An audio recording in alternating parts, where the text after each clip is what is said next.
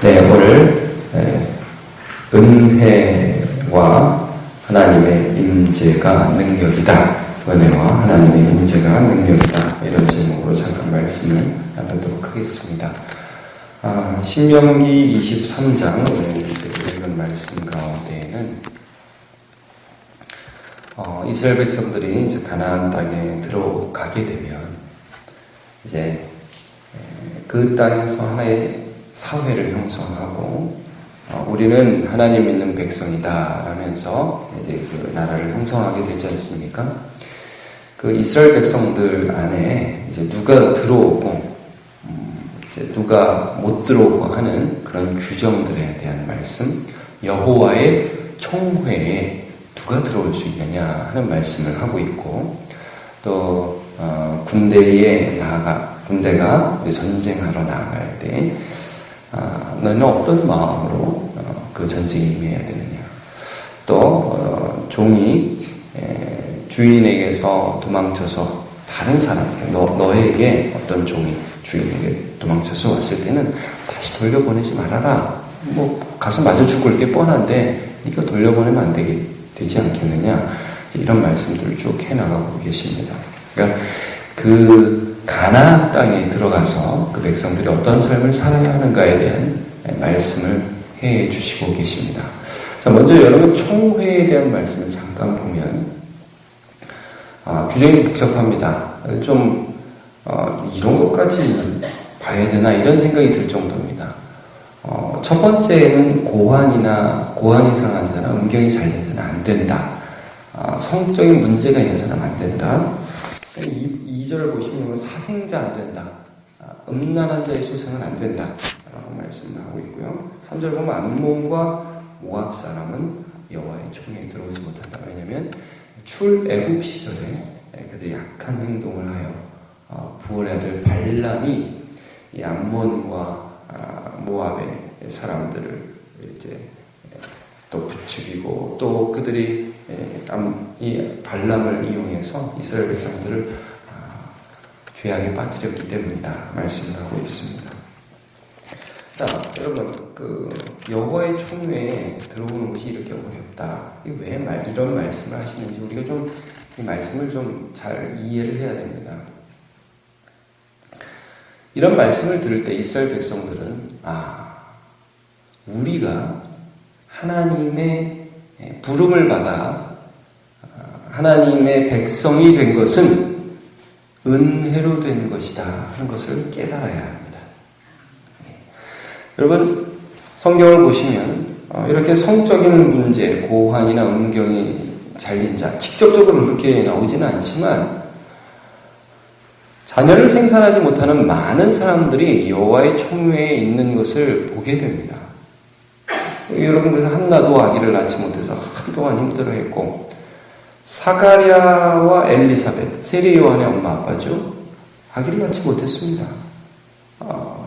그리고 마노아, 삼손의 아버지, 아기를 낳지 못해서 다들 힘들어하는 그런 사람들이었습니다.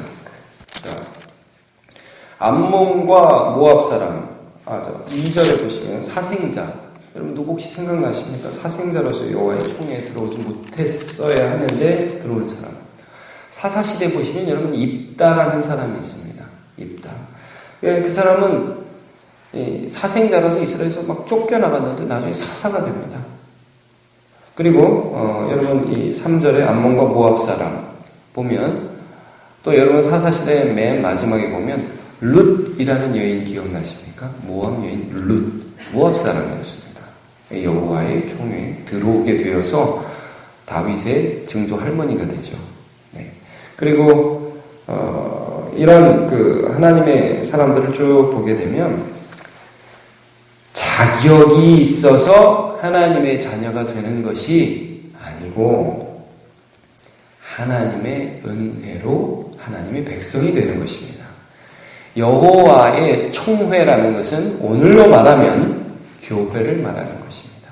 여러분, 교회, 예수 그리스도의 몸, 주님께 부름받아 이 예수 앞에 나오는 사람은 이런 글을 보면서 나는 안 되는 거 아니야 라고 생각하는 것이 아니라 나는 원래 내 자격은 합당하지가 않구나. 그런데 하나님이 은혜로 나를 불러주셨구나.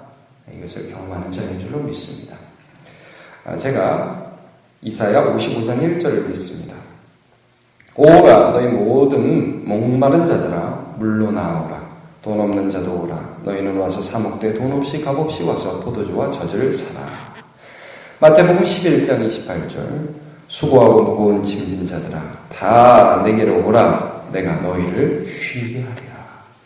여기 보면 모든 자들이 오라 하셨고 다 오라 하셨습니다.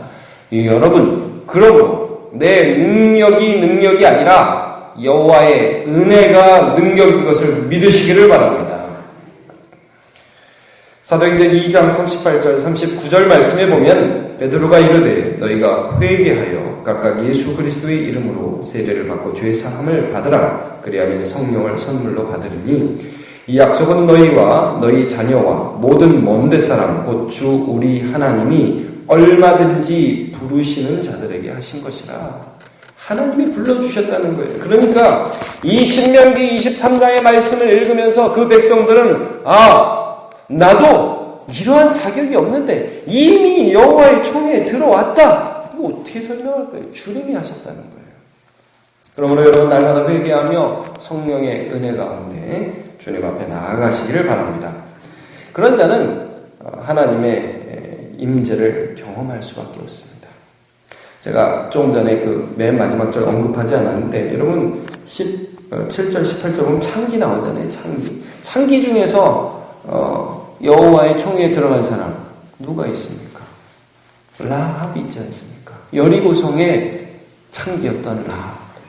그 사람 도저히 어떻게 하나님 총회에 들어갈 수 없는 사람이죠. 근데 그 사람도 하나님을 믿었다는 말입니다. 소문만 듣고 하나님을 믿었어요. 그래서 예수 그리스도의 족보에 들어가는 사람이 됩니다. 자, 이제 9절부터 나오는 이 말씀은 그런 여호와의 총회에 들어간 자, 교회, 예수 그리스도를 믿는 자는 전쟁을 나아갈 때, 이 세상을 살아갈 때 어떠한 싸움을 싸울 때 자기의 힘으로 싸우는 사람이 아니라는 거예요. 어떠한 것을 의지하냐면 하나님의 싸워주심, 하나님이 나와 함께 하여 주셔서 싸워주심을 경험하는 사람이라 이런 말씀입니다. 그래서 악을 제해야 된다. 정결해야 된다. 자, 9절 한 절 한번 보죠. 시작. 내가 적군을 치러 출전할 때 모든 악한 일을 스스로 삼갈지니. 그러니까 하나님이 함께 해주시는 것만을 바라는 사람이기 때문에 악을 제거한다는 거예요. 그런데 이제 그 다음 말씀 보면 악을 제거하는 게 조금 이게 무슨 악이야? 이런 생각이 들 정도입니다. 10절에 보면 너희 중에 누가 밤에 몽설함으로 부정하거든. 몽정이라고 하죠.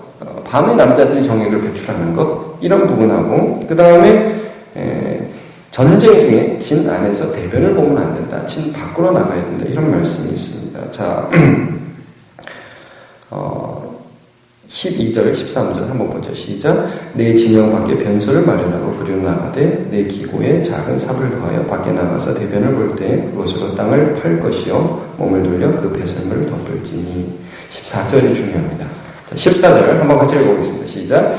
이는 내 하나님 여호와께서 너를 구원하시고 적군을 내게 넘기시려고 내 진영 중에 행하심이라. 그러면 내 진영을 거룩히 하라. 그리하면 내게서 불견한 것을 보시지 않으므로 너를 떠나지 아니하시리라. 아멘. 네가 전쟁 나갈 때 네 진영조차 관리해라. 이런 말씀입니다. 자, 이게 이런 말씀까지 주시느냐 이런 생각을 할 수 있는데 우리 이것을 하나님의 임재로 연결해서 생각해야 됩니다. 여러분 그냥 집에 우리 가족끼리 있을 때는 몽설이라든지 혹은 변을 본다든지 화장실에 간다든지 아무런 거리낌이 없지 않습니까? 그냥 하면 되는 거죠. 가족끼리는 문도 열어놓고 해도 될 수 있잖아요. 근데 여러분 집에 손님이 왔다. 약간 불편해지기 시작하죠. 잘 안 됩니다. 들어가서 이렇게 물 내리는 것도 조심스럽고 그렇다는 말씀입니다. 이 말씀은 대변 보는 것이 죄라는 것이 아니라 그만큼 하나님이 너와 함께 하신다는 의식을 가져야 한다는 말씀입니다.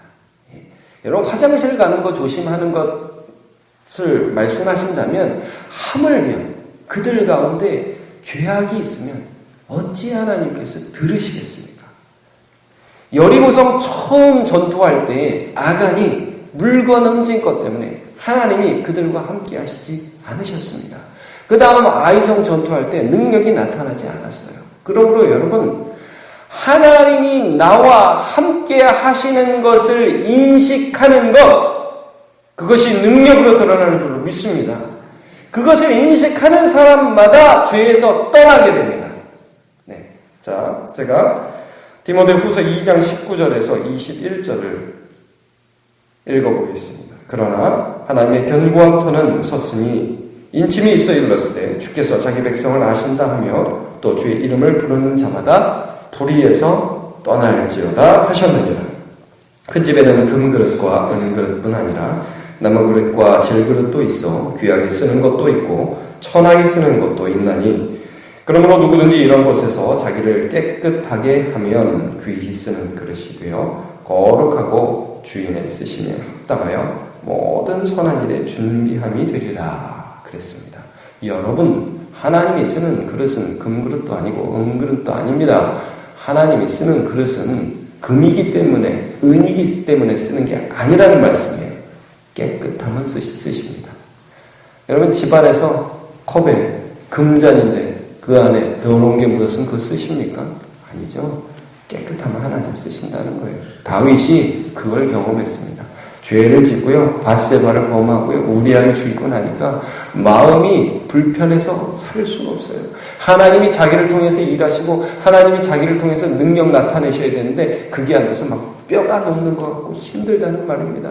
여러분, 그러므로 하나님 앞에 나아갈 수가 없었어요. 그러나 하나님 앞에 나아가면, 하나님의 임재 앞에 나아가면 이 견딜 수 없는 죄가 회개가 되어지고, 그리고 하나님 앞에 이것들이 고백되고 하나님의 말씀을 듣게 되면 하나님의 능력을 드러내는 도구가 된다는 말씀입니다.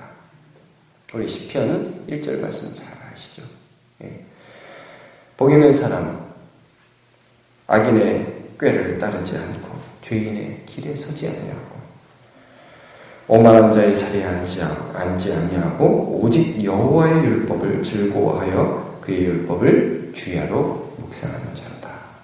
그는 시냇가의 나무가 시절을 쫓아 과실을 맺으며 그 잎사귀가 마르지 아니함 같으니 그 하는 일이 다 형통하리로다 하였습니다. 여러분, 하나님의 임재가 능력인 줄로 믿으시기를 바랍니다.